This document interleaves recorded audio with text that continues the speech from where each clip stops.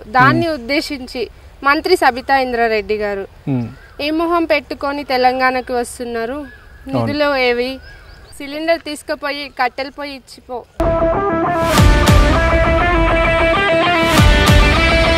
Two 2014లో petrol prices ఏముండే, 2014లో diesel prices ఏముండే, 2014లో cylinder prices ఏముండే.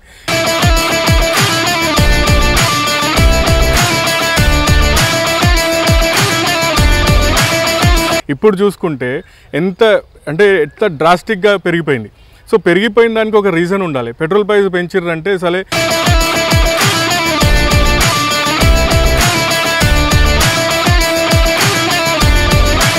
ప్రపంచ స్థాయి నుంచి సీఎం వరకైనా ఒక నాయకుడు అంటే రోజు ప్రజల్లో తిరుగుతూ ప్రజా సమస్యలు తెలుసుకుంటూ ఉంటారు.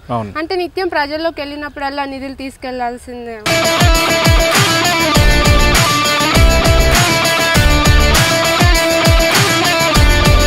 మా మంత్రి గారు కరెక్ట్గానే అడిగినారు, అరే వచ్చినారు కదా మళ్ళీ డీజిల్ ప్రైజెస్ ఎందుకు పెంచినారు, పెట్రోల్ ప్రైజెస్ ఎందుకు పెంచినారు, నిత్యావసర సరుకులు ఎందుకు పెంచినారు, గ్యాస్ ఎందుకు పెంచినారు.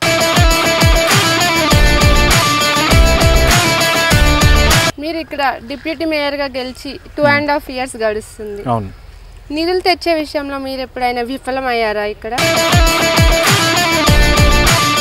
మరి కొంతమంది ప్రతిపక్షాలు అంటున్నారు విక్రమ్ రెడ్డి గారు ప్రజల్లో కంటే బిజినెస్ లోనే టైం ఎక్కువ స్పెండ్ చేస్తున్నారని. దీనికి మీరేమంటారు?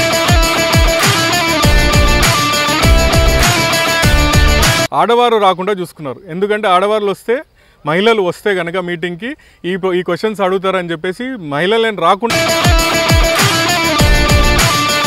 ఇప్పుడు మనకి తెలంగాణ ఏర్పడిన తర్వాత రియల్ ఎస్టేట్ భూమ్ అనేది వచ్చింది. రేట్లు అయితే చాలా విపరీతంగా పెరిగిపోయాయి, ల్యాండ్ రేట్స్. మరి భూములు కబ్జా అయ్యే అవకాశాలు కూడా ఉంటాయి కదా ఇక్కడ.